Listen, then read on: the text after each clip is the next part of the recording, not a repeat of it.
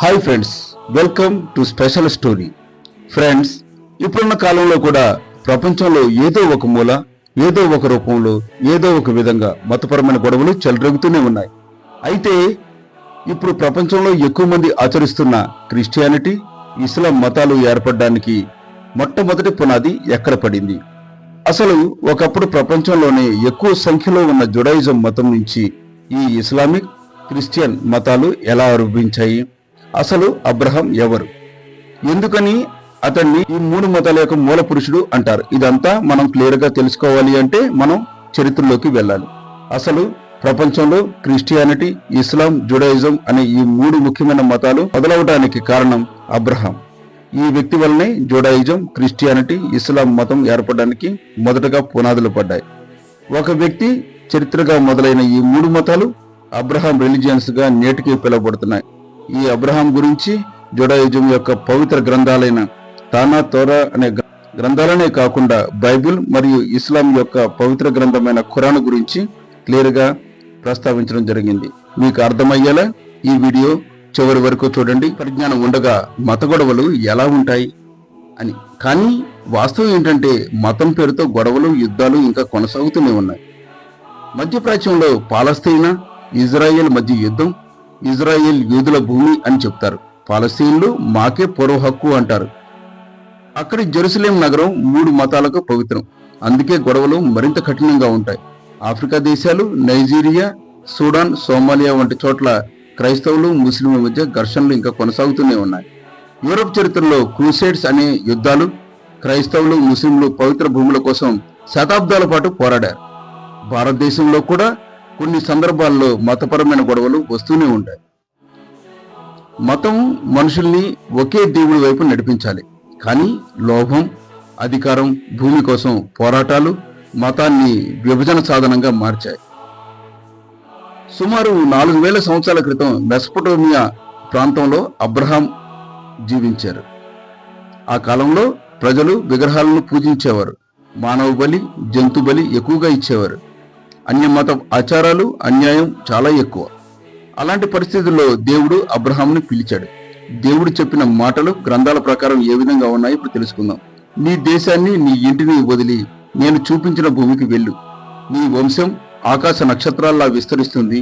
నీ వంశం ద్వారా లోకమంతా ఆశీర్వదింపబడుతుంది. ఈ వాక్యాలే మానవ చరిత్రలో కొత్త మలుపు. ఒకే దేవుడు ఉన్నాడని మొదట బలంగా చెప్పిన మనిషి అబ్రహాం. అబ్రహాంకి భార్యలు ఇద్దరు. మొదటి భార్య సారా, ప్రధాన భార్య. హాగర్, సారా పని మనిషి, తర్వాత రెండో భార్యగా మారింది. వారి పిల్లలు హాగర్ ద్వారా ఇస్మాయిల్, సారా ద్వారా ఇస్సాక్. ఇక్కడి నుంచి 2 వంశాలు పుట్టాయి. ఆ 2 వంశాలే మూడు మతాలకు పునాది అయ్యాయి. ఇస్మాయిల్, ఇస్సాక్ వంశాలు ఏ రకంగా ఉన్నాయో తెలుసుకుందాం. ఇస్మాయిల్ వంశం అరబ్బులు. వీరి నుంచి మహమ్మద్ ప్రవక్త పుట్టారు. వీరి మతం ఇస్లాం. ఇస్సాక్ వంశం, ఆయన కుమారుడు జాకోబ్. ఆయనకు 12 మంది కుమారులు. వీరి నుంచి యూదులు పుట్టారు. ఇది మతం జుడాయిజం. అదే యూదుల వంశంలో యేసుక్రీస్తు పుట్టారు. ఆయన్ని అనుసరించిన వారు క్రైస్తవం. అలా ఒకే తండ్రి సంతానం 3 మార్గాల్లో విభజింపబడింది. దేవుడు అబ్రహాంని పరీక్షించిన సంఘటన ఏంటో ఇప్పుడు మనం తెలుసుకుందాం. ఒకరోజు దేవుడు అబ్రహాంని పరీక్షించాడు. నీ కుమారుణ్ణి నాకు బలిగా అర్పించు అని ఆజ్ఞ ఇచ్చాడు. అబ్రహాం వెంటనే సిద్ధమయ్యాడు. చివరి క్షణంలో దేవుడు ఆపి గొర్రెపిల్లని మాత్రమే బలిగా ఇవ్వమని కోరాడు. గొర్రెపిల్లని బలిగా ఇచ్చాడు. ఈ సంఘటన అన్ని మతాల్లో చాలా ముఖ్యమైనది. ముస్లింలు దీన్ని జ్ఞాపకార్థంగా బక్రీద్ అని జరుపుకుంటారు. యూదులు, క్రైస్తవులు దీన్ని అబ్రహాం విశ్వాసంగా గుర్తుంచుకుంటారు. మూడు మతాల రూపకల్పన ఏ రకంగా ఉందో చూద్దాం. ఒకటి జుడాయిజం. దీనికి యోధా మతం. అబ్రహాం, ఇస్సాక్, జాకోబ్, ఇజ్రాయెల్ ప్రజలు ఈ మతానికి సంబంధించిన వారు. వీరి పవిత్ర గ్రంథం తోరా. ప్రధాన భావం ఒకే దేవుడు యెహోవా, ధర్మాన్ని కాపాడాలి. రెండో మతం క్రైస్తవం. యూదుల వంశంలో పుట్టిన యేసుక్రీస్తు, ఆయన బోధన ప్రేమ, క్షమ, శాంతి. వీరి పవిత్ర గ్రంథం Bible, old testament plus new testament. యేసును రక్షకుడుగా నమ్మిన వారు క్రైస్తవులు. మూడో మతం ఇస్లాం. ఇస్మాయిల్ వంశం, మహమ్మద్ ప్రవక్త. ఈయనకు జిబ్రియేల్ దేవదూత ద్వారా వచ్చిన వచనాలు, అవి ఖురాన్. భావం అల్లాహ్ ఒక్కరే దేవుడు. మహమ్మద్ ఆయన ప్రవక్త. మతాల మధ్య సారూప్యతలు. ఒకే దేవుణ్ణి నమ్మటం, ప్రార్థన, ఉపవాసం, దానం వంటి ఆచారాలు. పవిత్ర భూములు జెరూసలేం, మక్కా, బెత్లెహేం, అబ్రహాం సంతానం అని చెప్పుకోవటం. దేవుని స్వరూపం. యూదులు, ముస్లింలు ఒకే దేవుడు అని అంటారు. క్రైస్తవులు తండ్రి, కుమారుడు, పవిత్రాత్మ అనే త్రిత్వభావం తెలుపుతారు. గ్రంథాలు తోరా, బైబిల్, ఖురాన్. ఆచారాలు, ప్రార్థనా విధానం, పండుగలు వేరువేరు. నేటి కాలానికి సందేశం ఏమిటంటే, మూడు మతాలు వేరువేరు మార్గాల్లో నడుస్తున్న మూలం మాత్రం ఒకటే. దేవుడు అబ్రహాంను విశ్వసించడం వల్ల ఆశీర్వదింపబడ్డాడు. అదే విశ్వాసం మనకు శాంతి, ప్రేమ, సహనం నేర్పాలి. కానీ మనుషులు మతాన్ని అర్థం చేసుకోవడంలో పొరపడటం వల్ల యుద్ధాలు ఇంకా చేస్తూనే ఉన్నారు. యూదులు ఇస్సాకు వంశం, క్రైస్తవులు యేసు ద్వారా ఇస్సాకు వంశం, ముస్లింలు ఇస్మాయిల్ వంశం. ముగ్గురు అబ్రహాం సంతానం. అందుకే గొడవలు పెట్టుకున్న కంటే ఒకరినొకరు అంగీకరించుకోవడం చాలా అవసరం. ప్రతి మతం మనిషికి శాంతి, ప్రేమ, సహాయం, క్షమ అనే విలువలను నేర్పుతుంది. కానీ మనిషి స్వార్థం, లోభం, రాజకీయ ప్రయోజనాల వల్లే మతాల పేరుతో ఘర్షణలు వస్తాయి.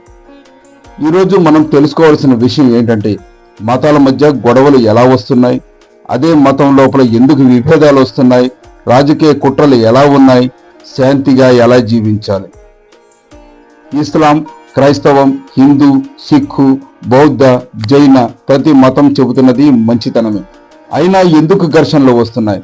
నా మతమే సత్యం, మిగతావన్నీ తప్పు అనే భావన, మత మార్పిడి బలవంతంగా చేయటం, చరిత్రలో జరిగిన యుద్ధాలను మళ్లీ మళ్లీ రగిలించడం, సోషల్ మీడియాలో అబద్ధపు వార్తలు పంచడం.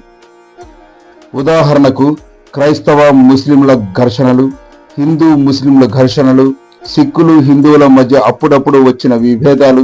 ఇవన్నీ మతం వల్ల కాదు, మనిషి లోపల స్వార్థం వల్లే.